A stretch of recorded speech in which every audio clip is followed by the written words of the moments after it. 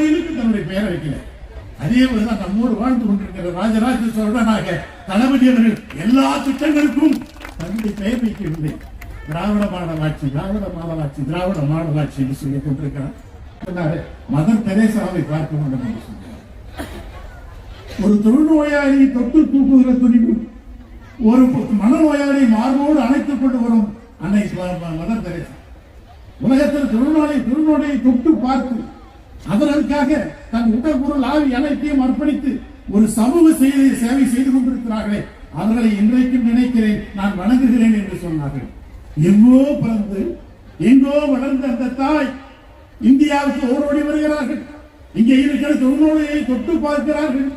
இங்கே இருக்கிற அனாதை குழந்தைகளுக்கு அறுசுவை தருகிறார்கள். இங்கே இருக்கிற ஏழை எளிய மக்களை எல்லாம் கட்டி கோப்பாக வைத்திருக்கிறார்கள். அவர்களை நான் பார்க்க வேண்டும் என்று நினைத்தேன், பார்க்கலையா அப்படின்னார். அதுக்கு பிறகுதான் அப்புறம் ஒரு தலைவர் மறைஞ்சிட்டாரு.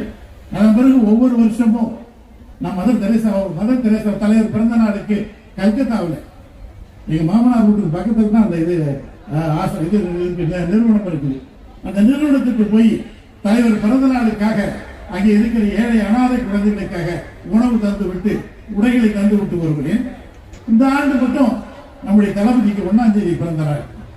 ஆகவே தளபதிக்கு 1ஆம் தேதி பிறந்த நாள் ஆயிற்று என்று சொல்லி நான் நிறுவனத்திற்கு சென்று உடைகளை எல்லாம் வாங்கி எடுத்து சென்றேன். கொடுத்துட்டு அந்த மதர்லாம் இருந்தாங்க, அந்த அவங்களாம் வந்து பார்த்துட்டு சொன்னாங்க, எங்கிருந்து வரீங்கன்னு கேட்டாங்க. நான் சொன்னேன், இது மாதிரி தமிழ்நாட்டில் வந்திருக்கிறோமா, இது மாதிரி ஒவ்வொரு ஆண்டு வருகிறேன். இந்த ஆண்டு எங்களுடைய முதலமைச்சராகவும் எங்களுடைய தங்க தலைவராகவும் எங்கள் குடும்பத்தின் விளக்காகவும் எங்கள் இதயங்களிலே தங்க சிம்மாசனம் கொடுத்திருக்கிற அன்பு தலைவர் தளபதிக்கு பிறந்த நாள் பெரும் ஆசீர்வதிக்க வேண்டும் என்று கேட்டேன். அந்த அம்மா 3 பேர் வந்து நின்னாங்க. எதற்கு?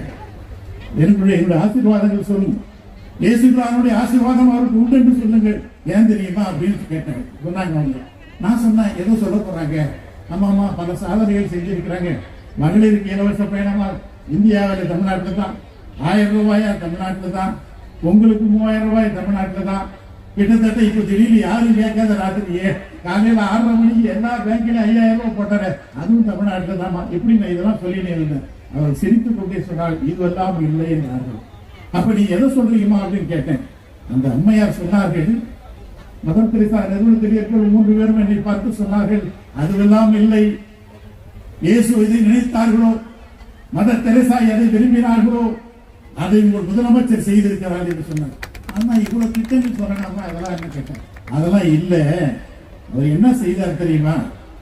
தாயும் இல்லை, தந்தையும் இல்லை, அனாதையாக இருக்கிற குழந்தைகளுக்கு 2000 ரூபாய் அள்ளி தந்திருக்கிறாரு. அதற்காக அவருக்கு பாராட்டினார்.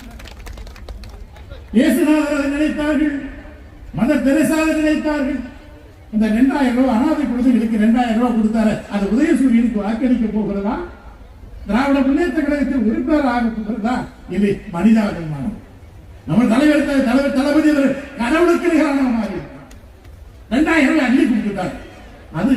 அது எங்களை ரொம்பவும் பாதிச்சது அப்படின்னு சொன்னார். அதுக்கு அடுத்தது என்னமான்னு கேட்டேன். அடுத்தது நம்ம சொன்னாங்க, சிற்றுண்டி, காலை சிற்றுண்டி, பாலினைந்துட்டும் தாயினும் சால பரிந்தினின் பாவியனுடைய உடினை உருக்கி உள்ளுடுவிற்கு உழப்பில ஆனந்தத்தை தருகிற அந்த பிஞ்சு குழந்தைகளுக்கு காலை உணவு தருகிறாரே கடவுளை போல. அதற்காக அவங்க ஒரு பாராட்டு. என்னடா இது, நமக்கு தெரியாத விஷயம் கூட இந்த அம்மா சொல்றாங்களே, என்னதான் இது இருக்குது, எதை வச்சு இதெல்லாம் பேசுறாங்க அப்படின்னு சொல்லிட்டு நான் ஒவ்வொன்னா பேசிட்டு இருந்தேன். அப்புறம் பாத்தீங்கன்னா துப்புரவு தொழிலாளி, அது கூட பேரை மாற்றிட்டாங்க. துப்புரவு தொழிலாளி என்று சொல்லாதீர்கள், தூய்மை தொழிலாளர்கள் என்று சொல்லுங்கள் என்று சொல்லி அவர்களுக்கு காலை உணவு சிற்றுண்டி தருகிறாரே அந்த ரங்க தலைவர். இந்தியாவில் எங்கேயுமே இல்லையே. வாக்களிக்கிறது மட்டுமா அதை சொன்னார்கள். அதுக்கு அடுத்தது சொன்னாங்க, மிரண்டு போயிட்டேன். அது மொத்தமே 4 தான் சொன்னாங்க. அதுக்கு அடுத்தது சொன்னாங்க, ஒண்ணுமில்லை, காலனி என்கிற வார்த்தையை எடுத்திருக்கிறார்கள். இந்தியாவில் எங்கேயுமே இல்லை. இன்றைக்கும் ஜாதி மதம் எவ்வளவு கட்டி புரளுகிறார் எல்லா இடங்களிலும். ஒரு ஊர்ல போனீங்கன்னா அந்த ஊருக்கு பக்கத்துல எங்கப்பா பையனை கடந்த காலனியில் இருக்கிறான்னு சொல்லுவான். காலனி என்று குறிக்கிற பொழுது ஒரு ஜாதியை குறிப்பதாக இருக்கிறது. காலனி என்கிற பெயர் இருக்கக்கூடாது என்று சொல்லி உங்கள் முதலமைச்சர் அவர்கள் உத்தரவு போட்டிருக்கிறார்கள். அதற்காக அவரை பாராட்டுகிறோம். மறந்து போயிட்டு உலகத்தில் என்ன நடக்கும்? எப்படிப்பட்ட முதலமைச்சர்? எதை நினைக்கிறார்கள்? கருணை இருக்கிறவர்களுக்கு கூட கருணை காட்டுகிற கருணை உள்ளமாக இருக்கிறார்களே, அந்த தலைவருடைய ஆட்சி தானே 5 ஆண்டுகள். பொறுமையா இருந்தீங்கன்னா எல்லாருக்குமே நீங்க வந்து பதிவு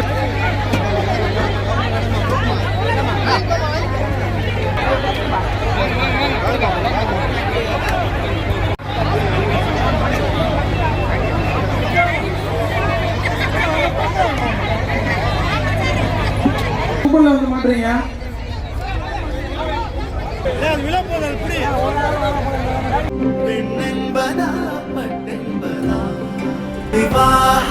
மணப்பெண்ணின் பிரத்யேகமான திருமணம் விவாஹா தி சென்னை சில்க்ஸ்.